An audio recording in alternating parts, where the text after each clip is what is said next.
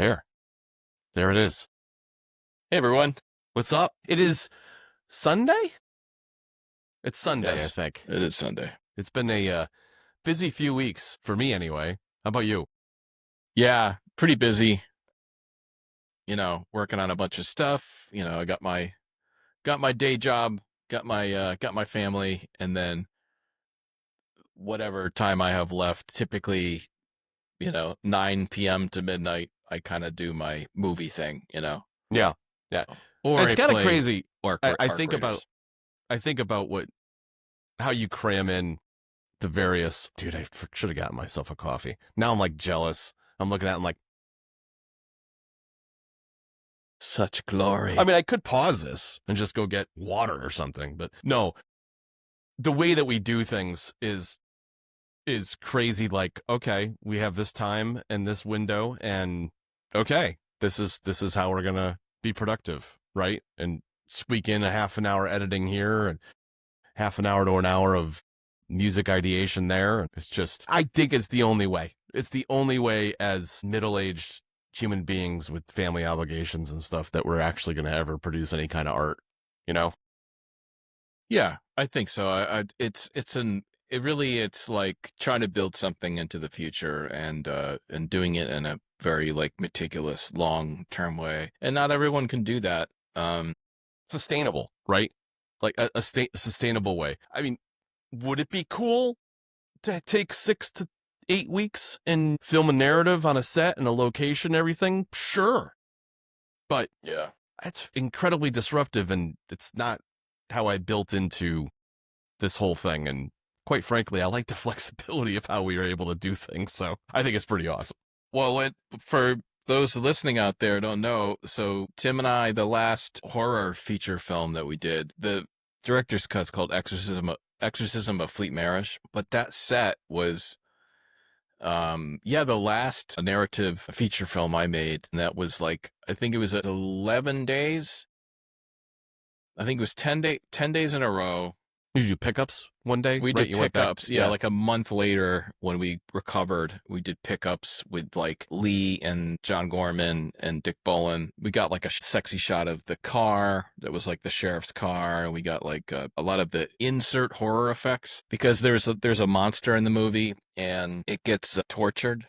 And so like we basically planned it out where we were going to get like the more wider shots. We got some close-ups, but for actual like showing a close-up of like the monster having like damage to its flesh, that we did up in close-ups. We did like a month later. So, but anyway, I bring that up just to say like we were in our early 30s?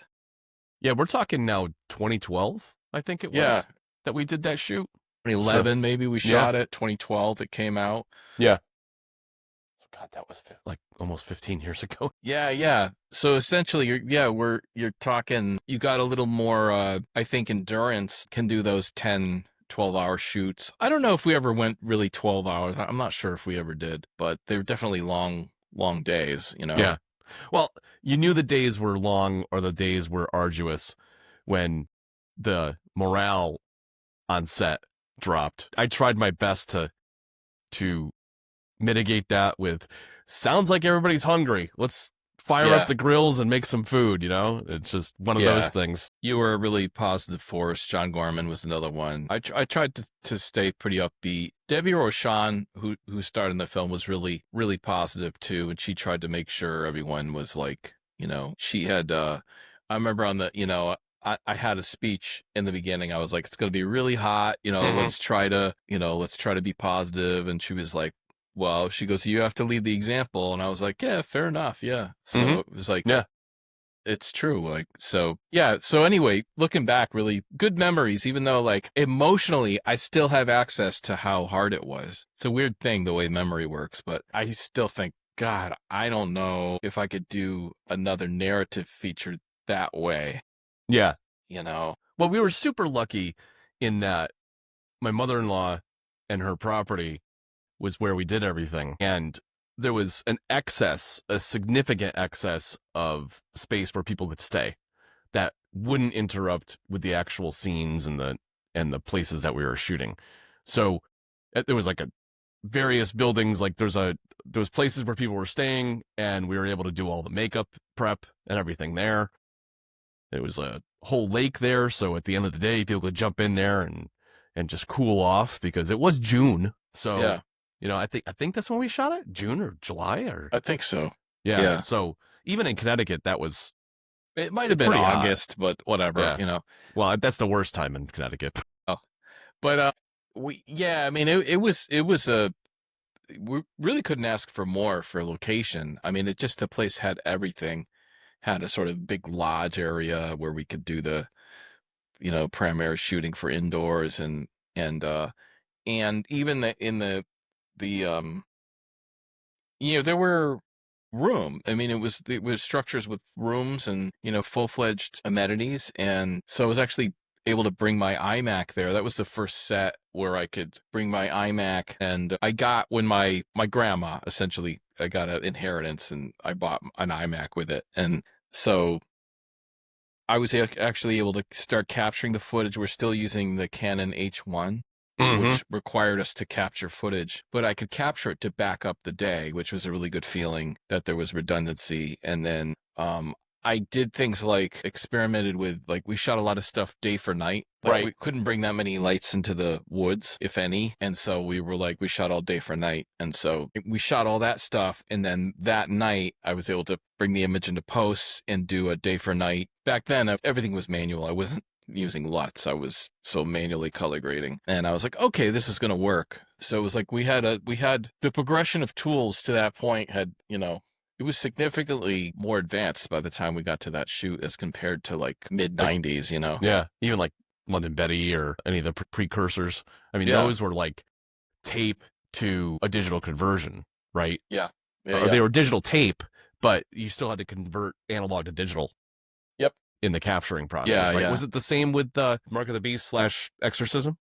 Yeah, well, actually, Greg Kistner had his camera too as a second camera. We do slow motion with that one, and he got a ton of B-roll, which helped out. And that was card based. Okay. So yeah, it was right between. Yeah. Oh, like a SD, one of those. Yeah, Yeah, yeah. yeah. I think it was like a Okay. flash device. Yeah. Yeah. So just like kind of pre SD, where SD could be used for like higher end stuff like 4K footage and stuff like that. So, Now the eh, camera we have now, how much does that capture? Like on one? oh my God, you can get like, I have a 250 gig SD card, and I can shoot 4K ProRes all day with that. And I have a battery mount that has 3 batteries in it, and that will last the whole day. I could literally walk around with that camera the whole day and shoot. We used it a little bit on this 30-minute pilot Tim and I did together. Yeah, the one last summer. Yeah, but and we did use it for American Expendables, and technically some of the stuff from Video Dreams was shot on that, some of the Lloyd interviews and stuff like that. So we have used it sporadically, but I still look at that camera. I was like, there's so much potential with that. There's still so much we can do. Yeah, because I mean that was a huge factor in the past. It was capturing footage and storage. You think about 4K. It's an enormous amount of information in a very short period of time. Yeah, yeah. Now they're bragging about like I think Blackmagic's has like full sensor 8K. Hmm. They're bragging about 8K now. At what And point do you think that that's cost prohibitive and memory prohibitive of the amount of capture of information? Like, at what level of information is like, really? it always seems to the the technology and the space always seem to chase each other, right? Like Mm-hmm. the cameras become more elaborate, the file sizes become more elaborate, and then that chases the hard drive space and the dollar amount there. It always seems to, Yeah. you know, you always seem to end up paying money. But yeah, for shooting on 4K though, I mean, my argument has always been 35 millimeter motion picture film, which is my favorite looking film. I mean, although 70 millimeters pretty spectacular, and VistaVision's cool too. The resolution, although it's whatever, silver deposits, it's somewhere between 2.5 and 4K. So if you're going above 4K, that's good and everything, but you're no longer really in the emulating 5 millimeter cinema. Maybe you're getting closer to 70 millimeter cinema if you're doubling that. So maybe that is more like 8K. And there's a case to be made for that. But I always felt that was a bit overkill, you know? Yeah, yeah, because I mean, what we capture here is 4K, and the end result of that is gorgeous. Now, I mean, from a movie perspective, even a finished movie, there's all sorts of filters and everything on it to make it look cinematic Yeah. and everything. And you're always going to have that, right?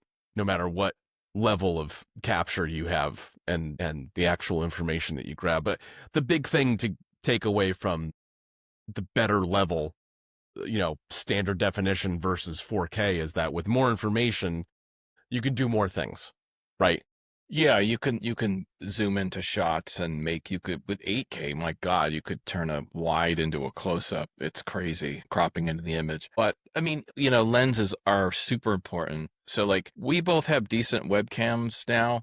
I purchased this webcam and it's the sensor in it is closer to it's like a cell phone style sensor, which means in modern terms, that's actually pretty decent. It's going to look okay. It's not like a mirrorless sensor. It's not like a Micro Four Thirds or a full sensor. And then the lens is not a super high end expensive lens. So there's going to be a flatness to it. Mhm. And there's going to be something that's less cinematic, and you can compensate with various filters. And I was showing Tim some of the way I treated the our podcast footage and the cut I'm doing of this new doc we're working on called Enter the Television. I'm adding vignettes. I'm adding LUTs, Kodak film LUTs to try to make it look more cinematic. And Yeah. The neat thing about that is it's a trick on the available footage too, right? yeah, Because there's a lot to be said about the work and the efforts being done currently, contemporaneously about historical footage, specifically in like the 70s and 80s, where there's film stock and there's video stock or whatever that's starting to degrade, and literally going back in time to see some of that stuff captured on YouTube. It's multi-generational, so it's every time you're losing data, you're losing information, it's getting more grainy, it's getting more wonky. So to be able to do things and pretty it up to the point where it's visible, it has that nostalgia look, but it's still good enough in the way that we're manipulating it so that it's a watchable thing, and you appreciate it, right? You appreciate it more for what you have and what you have available to you. And by creating those vignettes, creating those little like into a television, basically, it's like, yeah, that's the way I would want to look at it watching a documentary about what we're doing. You know what I mean? We're dealing with a lot of low resolution footage. We're dealing with in the new doc. So we talk about commercials a lot, and commercials, unfortunately, are not preserved particularly well. I saw, I subscribe to some of these Instagrammers who are VHS collectors, and more, I have a number of these unmarked blank tapes. They were just like people were recording movies off TV and stuff like that. These things are gaining value now because people really love to pop into the tape and then see the commercials in between. And that's good in a way because hopefully some people will start capturing these. There was this woman, I forget where she was out of, maybe Chicago or something. She had several VCRs going. She basically recorded I think 24/7 and like years worth of television. That's amazing. Yeah, it's pretty incredible. So hopefully all this stuff is captured. But all this to say, commercials are, I think the term they used was ethereal. Some historians use that term to describe them. But yeah, there's just wasn't a lot of thought into preservation of a lot of them, at least. And so, if I'm digging through archives, primarily YouTube, I'm finding these things and they're just real ratty. Some were uploaded like 12 years ago, and the resolution's like 360 by 240. Fun.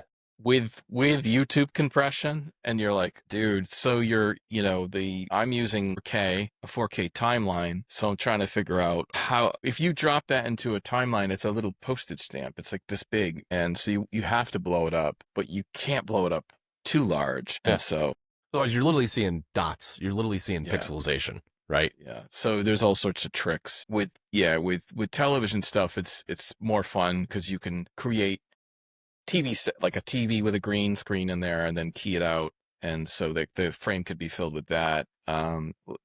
This week I was using movie theaters because some of the stuffs are movies, and so you can have this 3D visual of a full movie theater, and the screen is at the end, and it feels bigger than it actually is because you have that perspective. So that's a technique that seems to be working. So it's been fun, but a lot of the last few docs have been felt very garbagey. Like how do I fix all this stuff up to make it pleasing to watch? You know? Yeah. Yeah, especially since there's a retrospective aspect to what we're doing in multiple cases here. Going back in time and finding the things that are contemporaneous with what we're talking about is, again, at a higher quality, is a challenge. I think now going forward, based on standards, okay, and the fact that, I could film a whole movie with my freaking camera at this stage. I don't know why And you would, honestly. no, but Just but buy a real camera. Come yeah, on. I know, It's but like, cheaper than the phone. Anyway, yeah, that's my counter. That's my big beef when people say shoot on their phone. Although it's true, and the newest iPhone's pretty credible. The beef I have is like you have $1,000 phone of like you could buy a $500 DSLR with a decent glass on it and get a better right, result. You know. right, So right. anyway, It's dedicated. It's a piece of electronics that's dedicated to the craft. And why yeah, wouldn't you just do that, right? I think if you I mean there's a case to be made either way. So, like being kind of straddling the world between film production and new media technology, I definitely don't want to be too snobby about stuff Hmm. because um, things have to evolve, you know. So Right. Well, there's a flexibility with being able to film on that again, but it's a different user system and environment, and I mean, there's pros and cons to everything, right? yeah, So, but yeah, if all things being equal, if that's your only way of capturing something, and that's what's breaking you from actually making something, go for it. You know what I yeah. mean? Go think out I there, think do it's a it. great starter camera, you know. But I think you should probably graduate to something like a Blackmagic Pocket or something that will get you closer to like narrative filmmaking. We use the phone. If I need to grab B-roll, I'll use I'll use my phone. It's like a Pixel 6 Pro. It'll shoot 4K, so. So, But Video Dreams, dude, 49 official selections, 24 wins, yeah, dude, and we're it's we doing it. still we still got a few months ahead of us, right? Yeah, there's still 16 undecided film festivals. So we have the latest one is Romford Film Festival in London, Essex area, and that is considered a top 50 in the United Kingdom. And that is what some people call it an audience-facing film festival, What does that which mean? it just means that it's not genre specific or like exploitation or horror, or it's not for like, let's say, the filmmakers film festival, so something like Sin Excess is like steeped in let's say academia genre film and probably people who know a lot about production. Okay, So like an audience facing fest is like more for the public, more for like people who just really love movies, but maybe are less entrenched. You know what I mean? right, right. So you could think of like Atlanta Documentary Film Festival like that. It's like that's like an esteemed documentary festival. That's not like some specific thing like Okay, more underground. audience focused. Hey, this is a collection of things we find exciting. Boom, here you Yeah, go. because I think even underground film festivals are those are not audience facing because so much of it is about the low budget production and the artistry of it that like Okay, it becomes what's the term, meta almost. So, but it's a good, very good thing because it means that the film is not just a niche thing, that it right. can play at a festival like that. I'm reluctant to use the word mainstream because I don't think it is. It's an independent film festival, but it's certainly less specific than the underground ones. Sure. And it's kind of put another feather in the cap of our UK run. It feels like several festivals there really gravitated towards this film, which was really exciting. It's a place I don't think we've gotten that kind of exposure before. No, I think it's like 6 festivals now, you know. There's Spirit of Independence, Phantasmagoria. Black Sunday was one of the first ones we got into there. Yeah, now Romford and Cinesex? Is that yeah, was that there too? Cinexx. Yeah, Yeah. the top genre festival. Yeah. So pretty stellar in the UK, and I'm still holding out hope that Raindance will select the film. That's Yeah. a big one. That's like a talk about audience facing. That's like BAFTA Academy Award qualifying. So That'd be that's like awesome. What's the deadline? Or deadline is irrelevant. When's the announcement for that? for that one. I think we're at least a month away. Let's see, 16 undecided. Raindance is coming in May 16th. Okay. And Telly's extended deadline just finished, so I'm sure that's right around the corner too, right? Yeah, I would imagine it'd probably be almost the same. I would imagine mid to late May. That'll be good. Chicago Underground comes in July 29th. That's another defining one. Yeah. Yeah, that would be wonderful. Yeah. Atlanta Docks it's sorry, Atlanta Underground Film Festival. That's still a top US. Mhm. That would move the needle a little bit. And then there's cool ones like Trauma Dance and Scum Dance. And then It's just, hey, this is a cool one. Scum Dance. Scum Dance, which is like underground. It's cool. It's underground films, but there's also a caveat. It's like, dude, we're not going to play like intolerant stuff. Right. This is like fun underground stuff, you know, gore, Yeah. nudity, stuff like that. We're not going to play Sure. like over like some, you know, horrible stuff, you know. So, And there's one in New Jersey too, right? Which one's that? oh, that one, that's supposed to open in May, and that Okay. is Smodcastle, which is Kevin Smith's jam. So when that opens, we'll enter that one, and that will be it. And I think that either puts us at 130 exactly or 131, something like that. And I think that'll be a wrap. And there's Even at 49 official selections right now, at that over that equation, 49 over 130, I am very pleased with that. With sure, this run, I am yeah, extremely pleased with this. I think it's still got room with this last lap that we're on over the summer, and I'm hopeful that some of those bigger ones that we've been hopefully anticipating, there'll be a couple hits there. it's been very interesting because I don't think we've ever done it quite this way. Where you know, with VHS Massacre 2, we entered a lot, 60 or 70, but we kind of did. We kind of entered the bulk at once and then added some. This one has been a real game of discovering actually what the film is.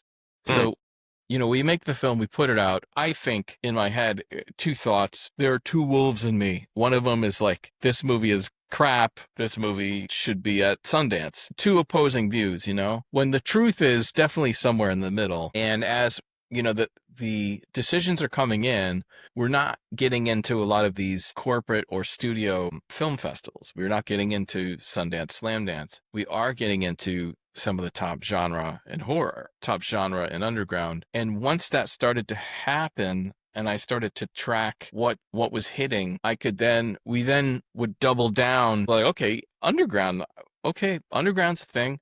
Yeah, it's trending in this series of festivals. Why not spend the extra money there? In essence, this is our theater release via the festivals with the official selections and where they actually screen it. And there's this thought of like with a festival run, it's like I've already entered the bulk of them. Do I really want to spend more going down some rabbit hole that may or may not be true? And it was the same thing with the UK. Okay, we're picking up, I think, you know, early on, 2 or 3 UK festivals. I think there's something here. I'm going to enter another 2 or 3. That seemed to work, and it kept working. Underground.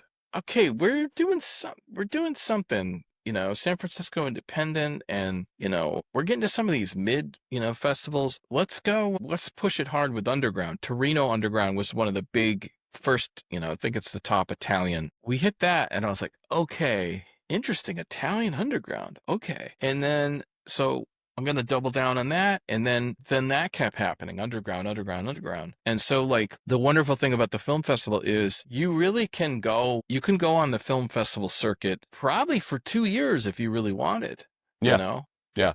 Well, And you run some risks though too, right? So when we're selecting all these, 130 is the biggest we've ever done. That being said, in a specific location and a very, a selection of specific genre based festivals, there is the risk of oversaturation, right? In a locale. Case in point is like major metropolitans here in the US. You could enter one or two in a metropolitan area, maybe get both of them. But if you do 6 or 7 and some of them are further down the road and it's already hit in 1 or 2 in that location, they may pass on it, right? yeah, Because these guys, they all know each other. I'm sure they all on some level talk to each other. They're familiar with each other's festivals. And there is that idea that, I don't want to run the same films that this last festival did, right? well, yeah, there has to be that. There has to be some communication, and that's not like there's no maliciousness there. It's like exactly what you're saying. It's like, dude, we want to have our own unique brand, and like we gotta figure this out. Like I don't want to play the same. That happened in what I think, and I think that happened in Pennsylvania, Okay. where we entered probably like 4 or 5, and it was like not selected, not selected, not selected. And I was like, man, what's going on here? Not to, Pennsylvania, obviously a big state, but I was thinking, God, is it really as intense as like New York City or something? Right. And so I think I think Red Rose was kind of the big one. We got into Red Rose over there. That was one where they gave us a full waiver after we ran it. We ran an email campaign through Film Freeway, and that was the big one. I played in this awesome theater, and I don't have proof, but it's possible that Red Rose was like, we're gonna play this one, and then the other 3 or 4 were like, well, we don't want to play it too, so. Right. And it's probably maybe not even state specific, but like city specific. If a lot of those festivals ran in or around Philadelphia, say, Yeah. then, mirroring some other festival with this screening as well. Maybe, maybe not. Although the UK, not huge. We get several people, several different festivals there that give us official selection and actually plays. So it's hard to say. I guess different markets have different sensitivities when it comes to that. Yeah, it's an odd thing. Yeah, But it's you're something right. you learn doing this, right? It's something you learn every new film that you go through this process with the festival run and the festival circuit. You learn new things every single time, and it just makes us better with the next film we promote through this process. Like, okay, where do we feel like we wasted our money? Where do we think that this thing fits in? Let's think about this as compared to VHS 1 and 2, American Expendables, Video Dreams. Okay, based on all those things, where's this next project going to fit into that mix? Yeah. And where do we focus our money, right? Well, I'll tell you this. Enter the Television, the stock that we're doing about let's say the dark corners of TV advertising and independent television.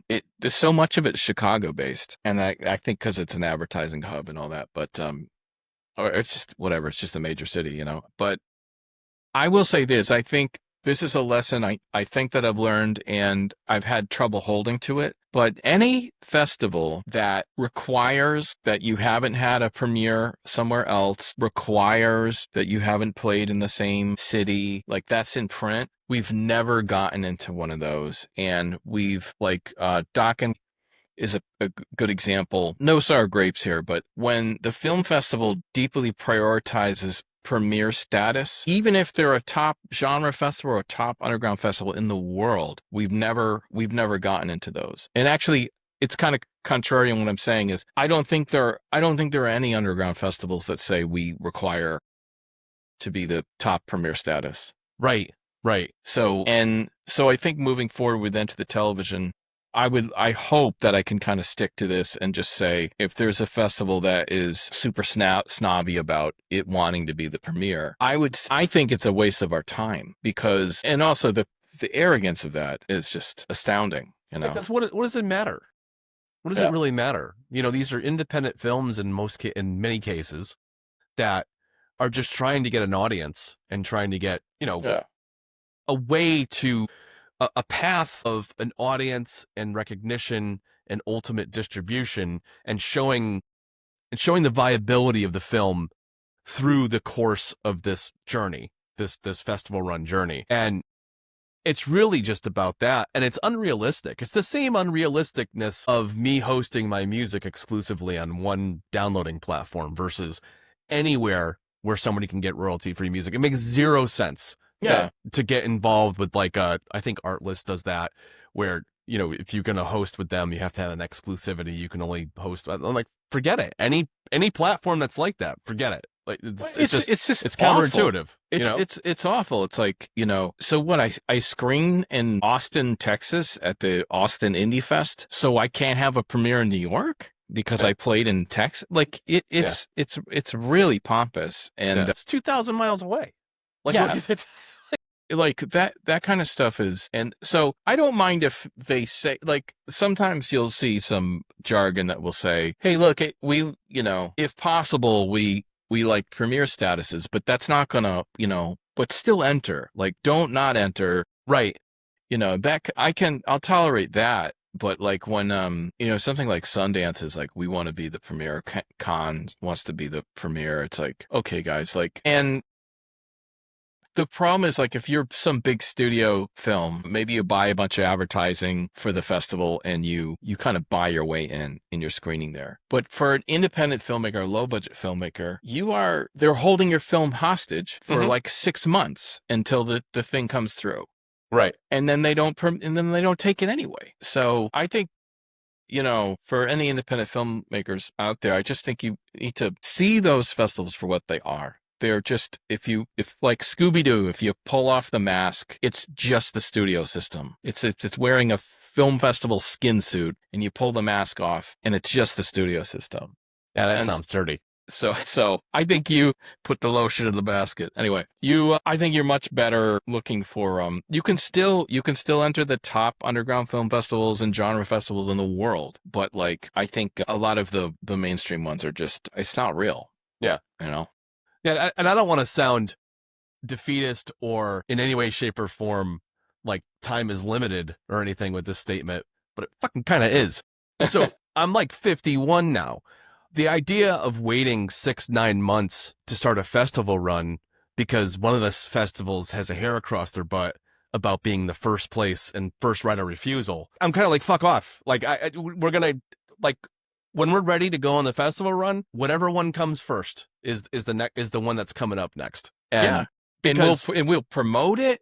Yeah, and it, you know, if it's possible to be, you know, I haven't gone in person to a ton of them. Only a few have gone in person, because that's purely financial. But I've done virtual Q&As and directors talks. I've sent in videos. I do social media promotions. We do videos like this. Any festival we get into, we do serious promotion for ourselves and for the festival, you know.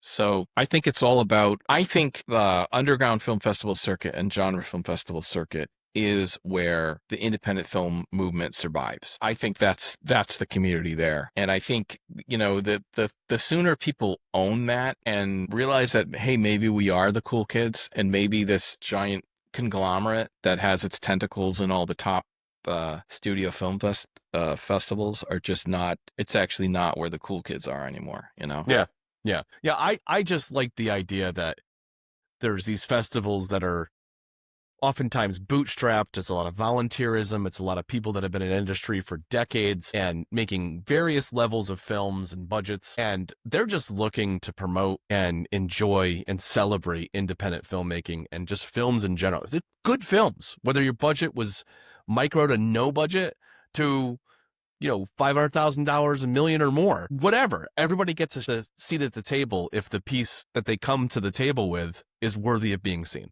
And I think those festivals and those groups of people that are judging these things and ultimately accepting them into the festivals, those are the people that resonate with us, because that's really what filmmaking and the art making that we do is all about. It's really just about telling as original a story as we can come up with, and things that we're passionate about, things that resonate with us. And, you know, the audience clearly comes every single time based on the run. And it's just that we're getting more and more understanding of how to interpret the festival responses to each individual film. And I really like the fact that you didn't hesitate this time, like, at all. Not that you've done it in the past, but in this case, like, even more so. Like, when you saw those trends, when you saw the fact that underground film festivals or genre-based film festivals were starting to really resonate with and pick up the film, all right, let's just freaking do this. Like, there's no reason to hesitate. Fine, here's another 5. Yeah. In the underground. Go. Then there's weird links too. You got to dig into this stuff. Like, one link is actually academia, and like SynXS is aligned with the university system there, Birmingham, I think. Mm-hmm. And then like Lake County, that's associated with it's played on a college campus, even though like that's a mid-sized festival in Chicago greater area. Lake County is not Lake County, Always Late TV Movie Awards was put on, hosted by a community college, although not like an academic program. And when I dug into some of these, there are certain underground film festivals that are actually associated somewhat with historical, archival, or academia. And then there are, of course, scum dances, like we just want to watch, Body Melt or we want to watch Toxic Avenger or something. Yeah. So, but seeing those subtle connections and then actually going and researching what film festivals are actually tied into academia, because even that's an interesting idea, Mm-hmm. So there's all these, things to explore. Yeah, and easy rabbit holes to dip down based on how things are resonating and how things are tracking in the whole process. And since we give it, I'd say on average, 12 to 18 months per film, at least with the 4 or 5 documentaries that we've done. Yeah. That's plenty. I think that's ample time to see how it's trending in the different subgenres and sub areas of the festival circuit, and then double and triple down in those areas. And I think that's absolutely the way to market every new piece going forward, because yeah, you're just maximizing butts and seats and eyes on our work, period. Yeah, and I think May it will be essentially the 1-year mark. I'm pretty sure, if we haven't crossed it already. Right.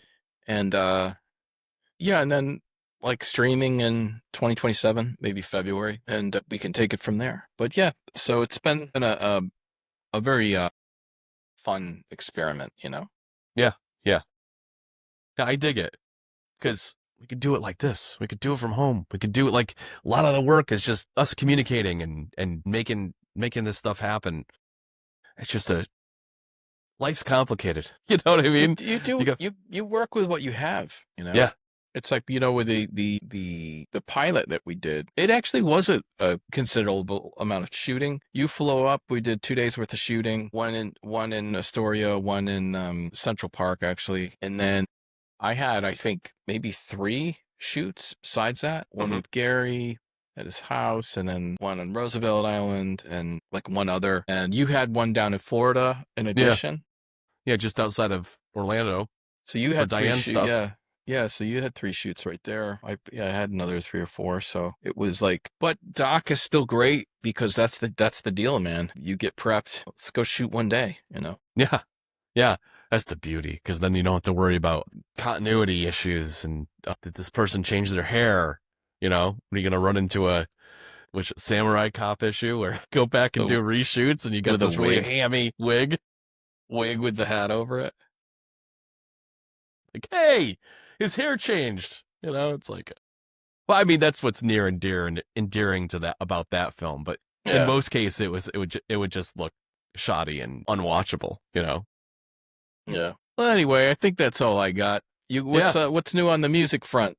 Music front, getting out of that 3-4 month, I'm not going to call it a funk. It was like basically semi post 275 track publishing coma, I would say, that just like the tank was empty, you know?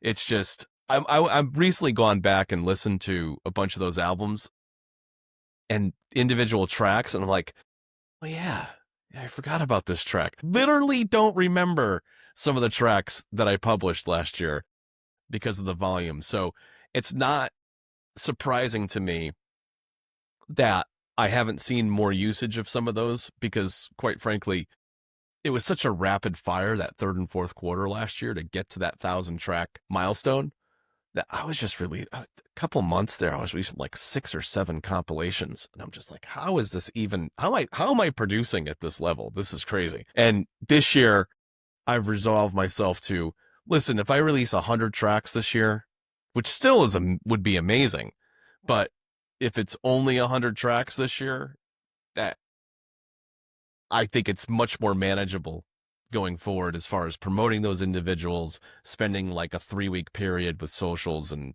making people aware of these new tracks that are out and having more of a focus on that and specific subgenres that I want to explore. New ones too. I mean, the first thing I came out with this year that actually the physical MP3s are going to be available on the website at the end of the month, the last week of the month, is an homage to Arc Raiders. I mean, anybody that's seen any of the social posts that I have or talks that I've had previous to this in the last month or so, it's no illusion that we've been playing that a lot and I've been enjoying that game tremendously. Great game. So inspired me to make several tracks in that genre, or at least inspired by that genre of game. And I was really happy with them. And I've got some work I'm doing for some meditation Reiki channels, but also some stuff for, tabletop RPG that is in like the Warhammer 40K style of like modern marches and modern orchestration type stuff. So those are really fun.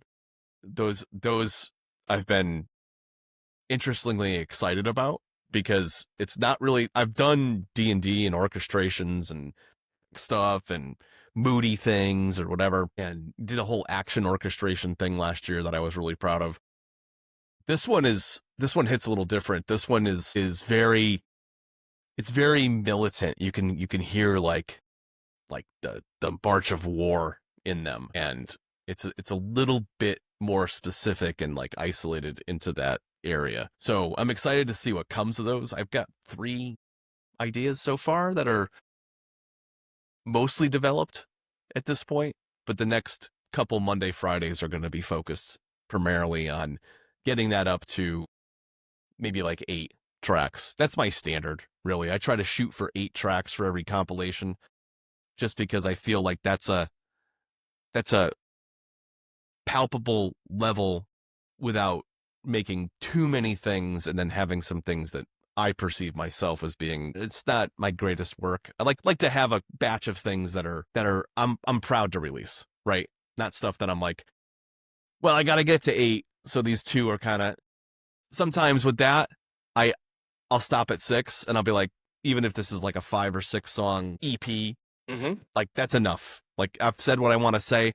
And then the counterpunch to that sometimes is, okay, I only had 4 or 5 things I wanted to say, but I'm going to say a couple of those things 2 different ways. And I did that on Boardroom, the second corporate album I did. I had 4, maybe 5 main ideas, and then I changed the pacing and some of the instrumentation on a couple of the tracks and made 2, like an alternate version. And I was kind of happy about that because I know specifically for you, when you grab stuff, sometimes a heavy lead instrument isn't ideal, especially you want to put a bed underneath something. Yeah. So I make a version that has a lead that tells a story, and other times it's a very subtle bed-based story that creates a mood, and the actual story is the narrative that's happening in whatever it's being juxtaposed against, So it gets complicated here when you write some of that stuff. Like, you got to remember, like, for this to be functional and usable to folks, you got to think like you're in the editing room with somebody, and whether it's too busy or not. And oftentimes that's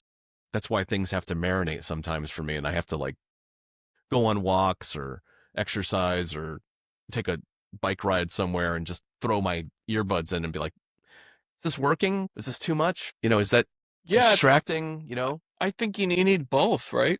Yeah. You need to be able to do tracks where you let loose and do exactly what you want and make it as big and loud and operatic as possible, and you do that. But then you also have more subtle tracks. So I actually like the difference because, we as filmmakers, we always need both. Right.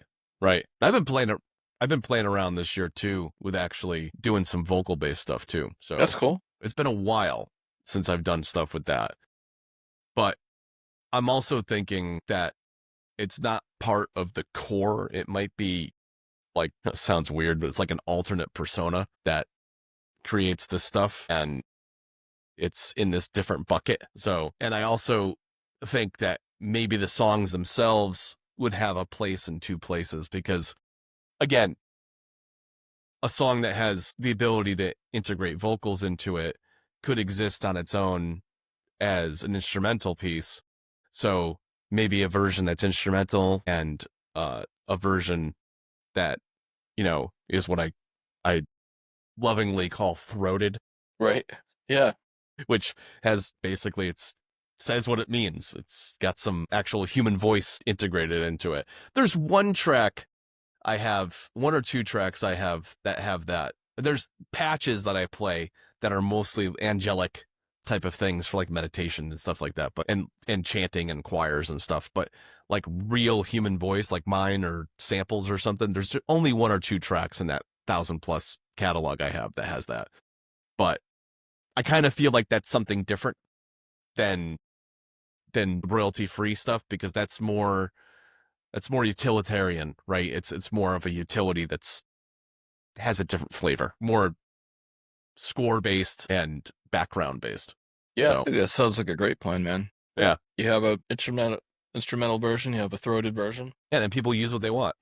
Now Yeah. the vocals are too much. Okay, I really like the vocals. I want to use that in this stuff. Great. Well, I could definitely see a situation where you would cross fade into each other. There could be a scene where there's dialogue going on, and then the dialogue's finished, and then you cross fade into the vocalized one, and people really need that kind of stuff, Yeah, I'm even thinking about, from a nostalgia standpoint, it's just kind of fun idea and a fun prospect. That first song that comes on when the credits run, that was always like, okay, there was some big deal made with some producer or director or whoever the person, the sound manager for the entire film, and it's like, all right, this is the song that people are going to leave the theater with, that kind of thing. And the 80s was classic for that. Like, it just had that atypical, like, everybody rock tune or everybody pop tune. Right. Like Breakfast Club type stuff. Yeah. Yeah. Yeah. It's just the outro tune, right? In that nostalgia, where and the lyrics were often, especially like in the mid-budget or low-budget comedies and action films and stuff, had I don't want to say it was, I don't want to pick on them too much. It wasn't that they're nonsensical lyrics, but they're just kind of vapid, right? But yeah.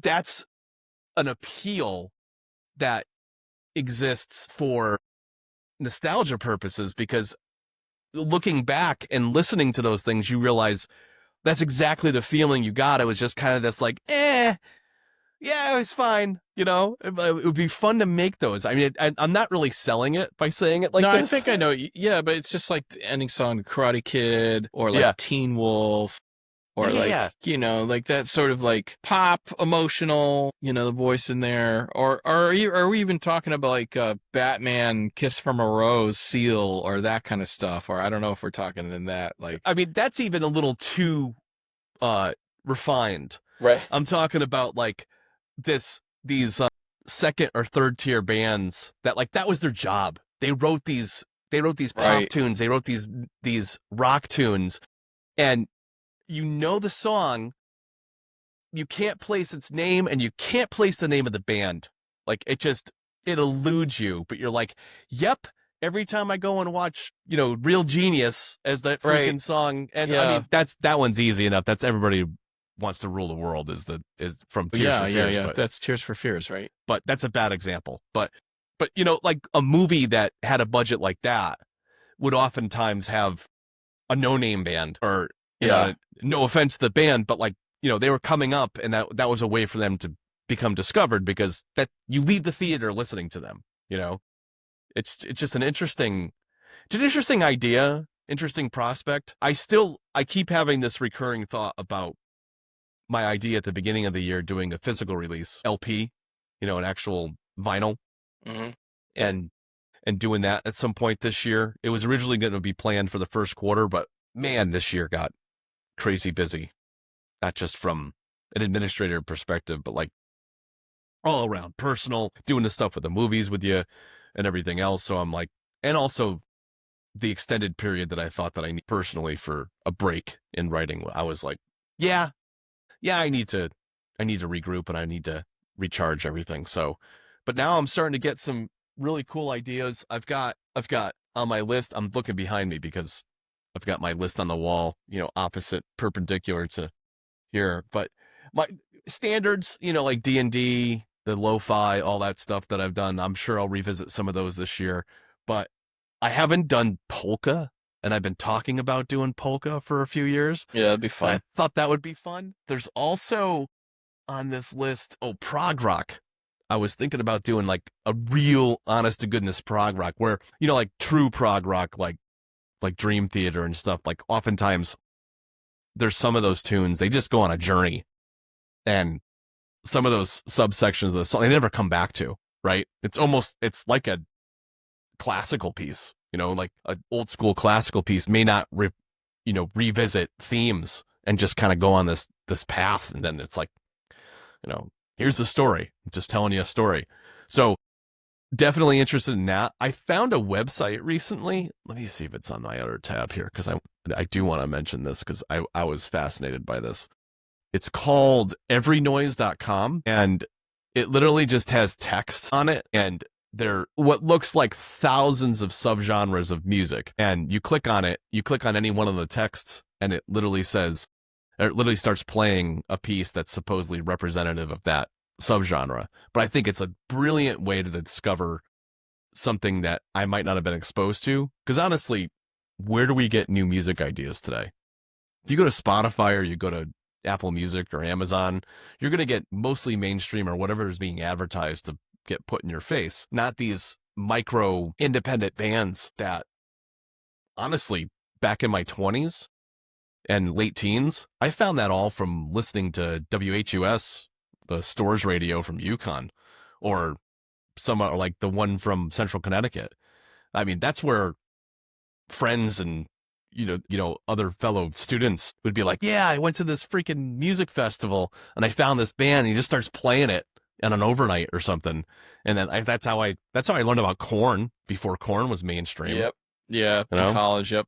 Yeah. So Grotus and Korn. All these. yeah, Grotus. I forgot about those guys. Yeah.